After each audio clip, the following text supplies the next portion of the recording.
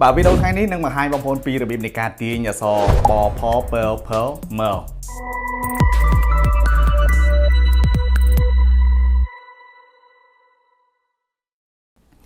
បាទសូមជម្រាបសួរបងប្អូនទាំងគ្នាបាទវីដេអូថ្ងៃនេះនឹងបង្ហាញបងប្អូនពីរបៀបនៃការទាញអក្សរបផពើភើមើបាទប៉ុន្តែមុននឹងបង្ហាញជូនបាទសម្រាប់បងប្អូនថ្មីបាទអត់ទាន់បាន follow page បាទជួយ follow page ម្នាក់មួយក៏ដូចជា subscribe នៅ channel YouTube ដើម្បីទទួលបានវីដេអូថ្មីពីស្លាបកាបាទ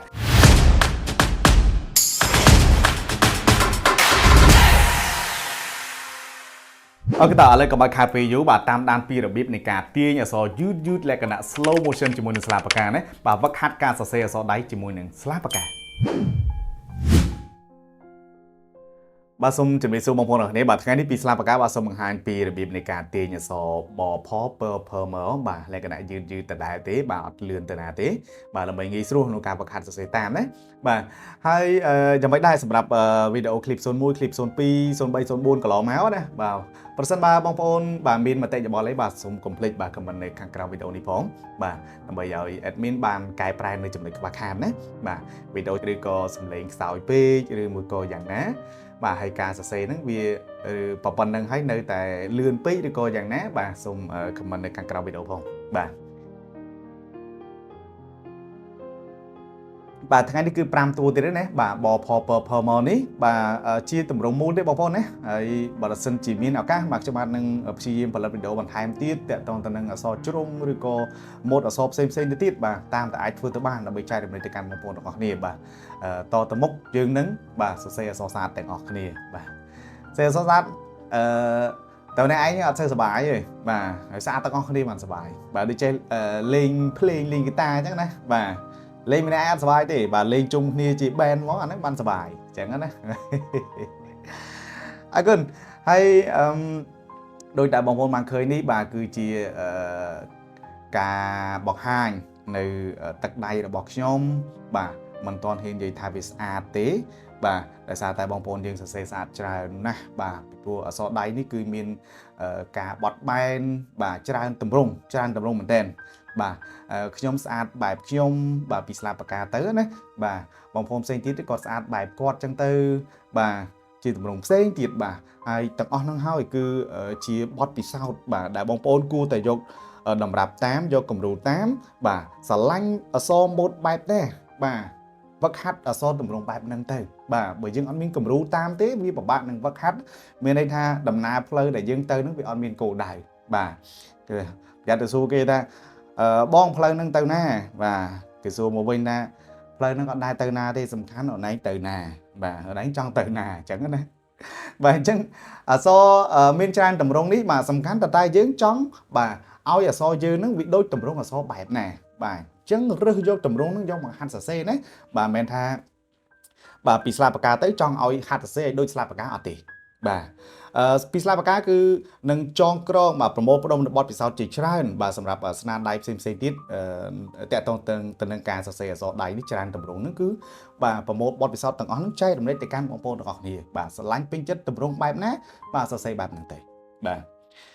អរគុណបាទឥឡូវនេះដល់អក្សរពើហើយបាទបងប្អូនមើលទៅបាទมันជាការពិបាកទេពិបាកសម្រាប់អ្នកដែលមិនហាត់សរសេរបាទហើយយើងបាទឈប់រៀនយូរហើយពេលខ្លះណាបាទមិនដែលកាន់ប៊ិចកាន់សភៅផងមក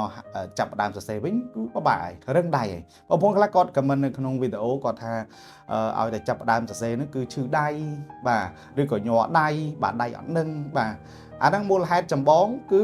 ដោយសារតែយើងមិនបានហ្វឹកហាត់ការសរសេរបាទរឿងយើងខានសរសេរយូរបាទខានសរសេរយូរអញ្ចឹងធម្មតាទេរបស់ដែលយើងបោះចោលយូរបាទយើងយកមកកាន់វិញគឺវាដូចថ្មីអញ្ចឹងណាដូចចាប់ផ្ដើមពីចំណុច0ទៅវិញអញ្ចឹងប៉ុន្តែប្រសិនបើយើងមានទម្រង់អក្សរស្អាតហើយណាទោះបីយើងចោលយូរប៉ុណ្ណាក៏ដោយបាទគ្រាន់តែវឹកហាត់សាមិនមែនវឹកហាត់ទេបាទគ្រាន់តែចាប់ផ្ដើមសរសេរ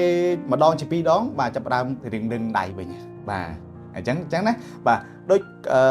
ក្បាច់គុណអញ្ចឹងបាទនិយាយចុះក្បាច់គុណណាបាទធ្លាប់ចេះហើយបងប្អូនសាកគិតមើលណាបើធ្លាប់ចេះទៅហើយបាទគ្រាន់តែមើលឃើញឬក៏គ្រាន់តែរំលឹកបន្តិចចេះបាត់ហើយឃើញទេបាទដូចមេលេខអញ្ចឹងមេលេខទោះបីយើងខានសូត្រយូរបាទតែយើងធ្លាប់ចេះហើយបាទគ្រាន់តែរំលឹកតែបន្តិចទៅប្រើវិញអាហ្នឹងអញ្ចឹងណាបាទ អសស្អាតក៏ចឹងដែរបើយើងធ្លាប់សរសេរស្អាតហើយបាទមិនមែនថាយើងចោលយូរ10 20ឆ្នាំហើយយកមកសរសេរអត់ស្អាតទេអត់ទេបាទគ្រាន់តែយើងវានៅរឹងដៃបាទគ្រាន់តែពុតដៃបន្តិចមកអសស្អាតដូចដើមបាទចង់និយាយចឹងណាបាទអញ្ចឹងការវឹកហាត់សរសេរអក្សរដៃនេះគឺទាមទារឲ្យមានការបាទអត់ធ្មត់បាទកុំបាទកុំបខំណាបាទកុំបខំសន្សំកុំមកបាទទីទៀតទៅកូនបានអក្សរស្អាតទាំងអស់គ្នាទេបាទជឿខ្ញុំទៅណាបាទអានេះគឺខ្ញុំបង្ហាញមកតួ3ជួរណាបាទក៏ប៉ុន្តែបាទតែងតែជំរាបជូនជារឿយបាទបើវឹកហាត់សរសេរខ្លួនឯងនៅផ្ទះទេ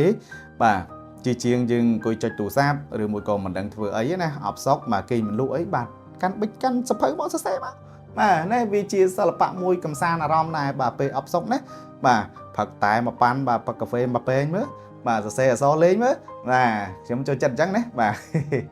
បាទអញ្ចឹងវឹកហាត់ខ្លួនឯងមកតួសូមឲ្យបានមួយទំព័រមកបាទមកទំព័រ2ទំព័រ3ទំព័រក៏ដោយប្រហែលក៏ដោយកាន់តែច្រើនកាន់តែល្អសំខាន់សរសេរតលតែពេញចិត្តខ្លួនឯងស្រឡាញ់ខ្លួនឯងអក្សរខ្លួនឯងដែលទាញនេះទឹកដៃរបស់យើងខ្លួនឯងនេះពេញចិត្តនៅបាទបើពេញចិត្តត្រឹមប៉ុណ្្នឹងហើយឈប់បាទបន្តទៅតួថ្មីទៀតបាទប៉ុន្តែបើអត់តន់ពេញចិត្តទាញនៅតែមិនតន់ត្រូវទាញតទៅបាទណាព្យាយាមសរសេរដដែលបាទគង់តែបានទេបាទអរគុណបាទអញ្ចឹងសម្រាប់ថ្ងៃនេះគឺមានតែប៉ុណ្្នឹងទេ5តួបាទជួបគ្នានៅคลิปវីដេអូក្រោយបាទคลิป06ណាបាទសម្រាប់ពេលនេះសូមអរគុណសូមគោរពលា